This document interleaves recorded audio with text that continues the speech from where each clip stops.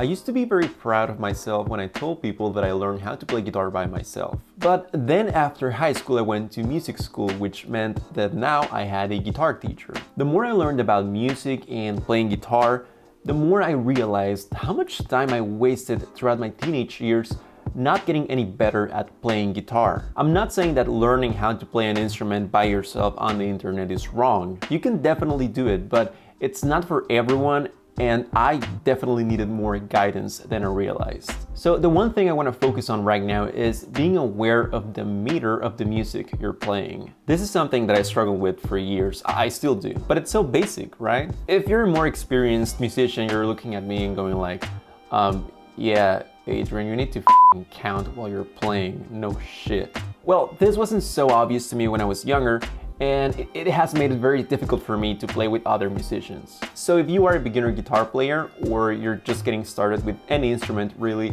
I think this will be a valuable lesson for you.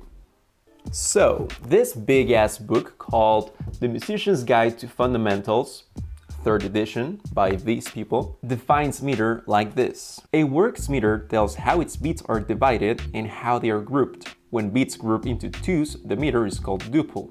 When they group into threes, the meter is triple. When they group into fours, the meter is quadruple. These classes don't do anything. Let me show you a real life example. This is how I would have learned a song when I was younger. The first time I tried to learn the song Everlong by the Foo Fighters, I listened to it a bunch and I tried to figure out the rhythm pattern of the guitar. I would listen to it and think, okay, it goes bum bum bum bum bum bum bum bum bum bum bum bum bum, and then I would translate that into the guitar, so it's like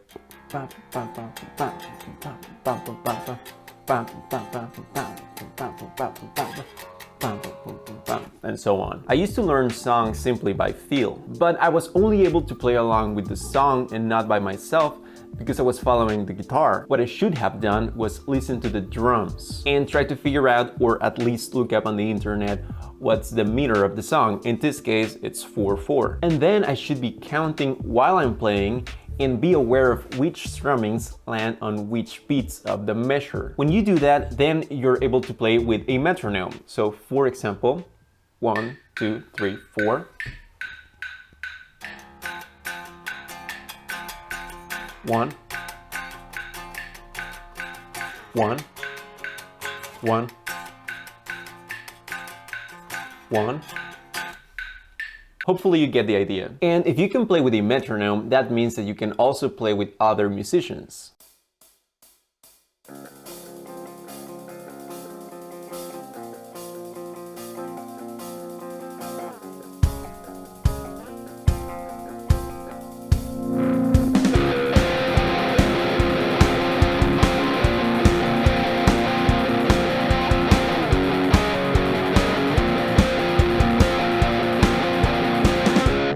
Back then, I didn't even realize that each chord changes at the beginning of each bar. Like, how lazy is that? If you're gonna learn this song, you're gonna have to be aware that the first 2 chords last 2 bars each, the 3rd chord lasts 1 bar, and then the 4th chord lasts 2 bars. When I first learned this song, I was going to play with my band at an anime convention.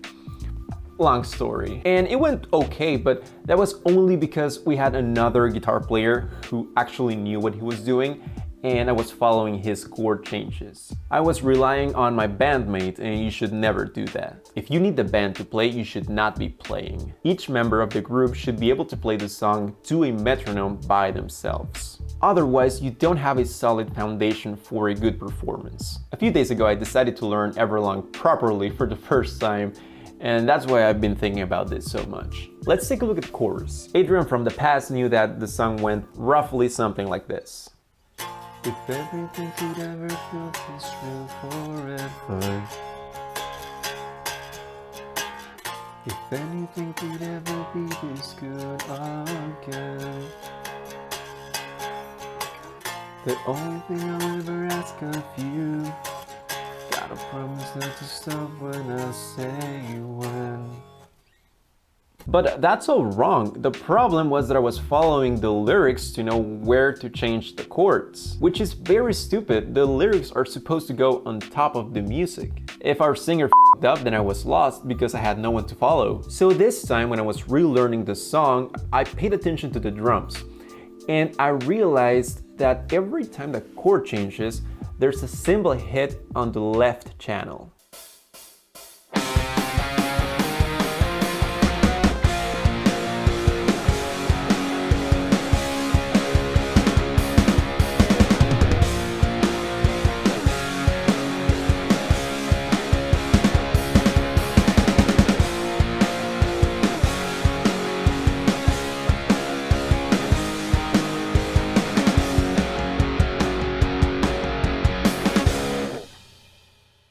But I still couldn't figure out the timing, so I looked up a drum tutorial. I found this video with the sheet music on it, and I found the beginning of the chorus so I could figure out which one of those notes was the cymbal. And I realized that the chord changes were happening on the second half of the fourth beat of each measure, or half a beat before the beginning of the next measure. That's why it felt so weird and I couldn't figure it out, because I was trying to place those chord changes at the beginning of the bar. So now I was able to count and rationalize the rhythm. First, I made sure that I can at least clap the thing.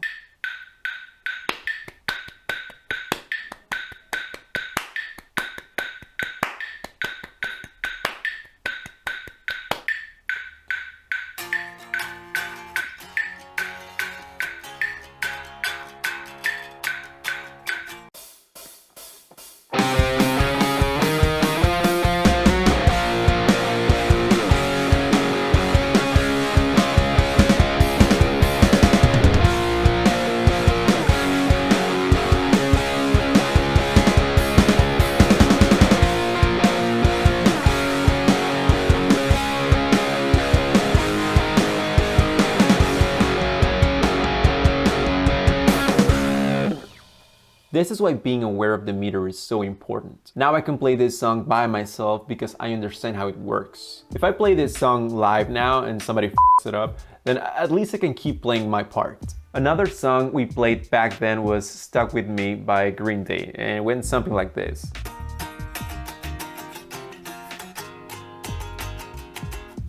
But that's all wrong, because I still just know it by feel. I know how it feels and kind of what it sounds like. I didn't really understand all the intricacies of the rhythm, just like with Everlong.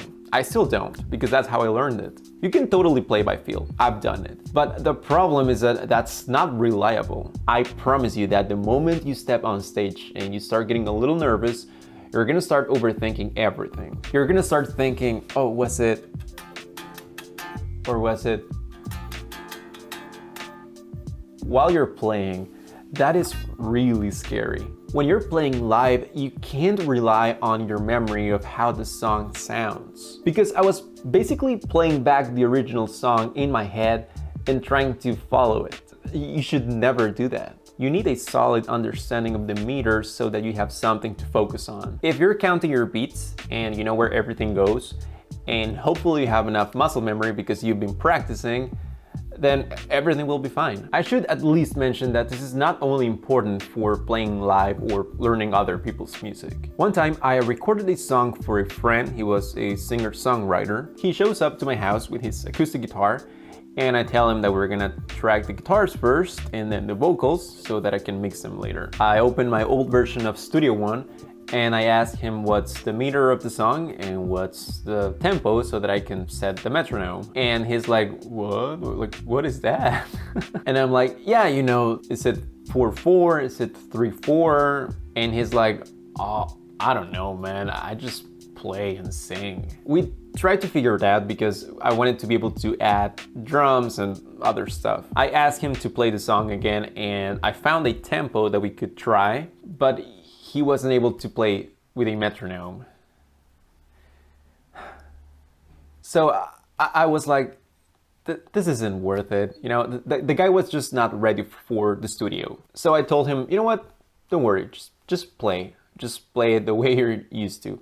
No metronome. I think I tried to add other stuff later, but I couldn't because his tempo was all over the place, obviously. So in the end, it stayed like that. It was just guitar and vocals. I think I added some EQ and compression, maybe some reverb, and that was it. Here's your song, have fun. Fuck me, dude. You know how much I charged for that?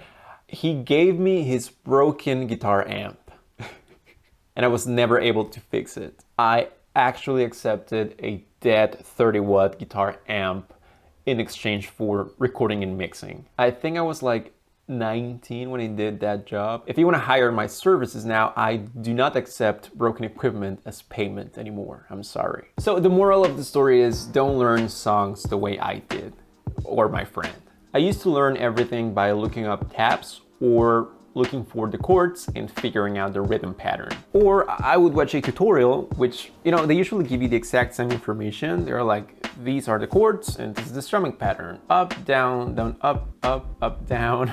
That's okay if you're just getting started, but it is kind of useless if your goal is to play live or going to the studio. If you're gonna use tabs, make sure they display the meter, or even better, the sheet music. And learn how to read it. The best ways to learn music are probably by ear and reading the actual music. I know it can be super scary if you're just getting started, but it's not that difficult, and it will open so many doors for you as a musician. I know it's difficult to know what to learn and in which order and where to look. I definitely wish I had someone to point me in the right direction earlier. And I feel like no one talks about this unless you go to music school. I remember playing with other people when I was a kid, and I guess everyone could feel the beat and know where to strum and where to change chords, but I didn't.